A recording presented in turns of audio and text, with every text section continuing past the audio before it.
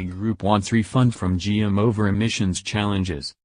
The PSA Group is said to be seeking a refund of between £529 million and £700 million, your 600-800 meters, from General Motors, GM, following its purchase of Vauxhall and Opel, in the belief that GM held back on fully explaining the severity of the brand's emissions challenges. According to Reuters, sources close to the sale report that PSA could be exposed to heavy fines if the problem is not solved by the time new EU regulations on emissions come into effect in 2020-21. The new limits will be enforced with levies for manufacturers that aren't compliant with the 95 grams/km fleet average CO2 limit. The solution to this would be shifting Vauxhall and Opel cars to PSA powertrains ahead of schedule. PSA accuses GM of misleading it over the challenges it will face in bringing the former GM Europe range into line with the 2020-21 limit and will use this as grounds for a legal claim. The claim has not yet been officially initiated, though. A GM spokesman told Reuters, "We are not aware of any claims submitted by PSA regarding future CO2 targets and we cannot speculate on issues that have not been raised with us."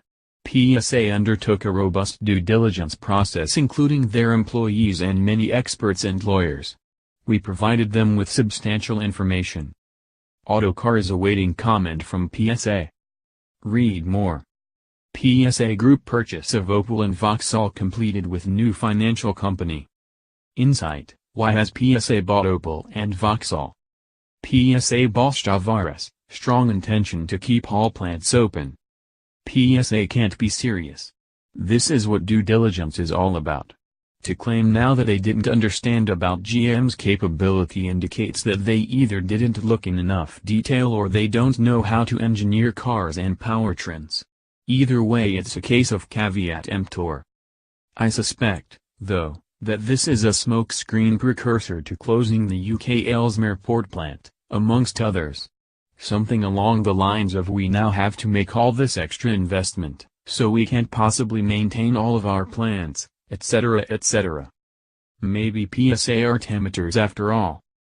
Neither of the UK plants are closing. PSA has stated this with Luton to become the company's leading large van construction, and the other will continue to build the Astra and PSA Group cars to assist with the Brexit fallout, and to be honest, each car has a listed CO2 figure whether online or in printed material, so the CO2 figures are easily obtainable, unless of course GM misled everyone with figures that are and were not achievable. I know which one I think.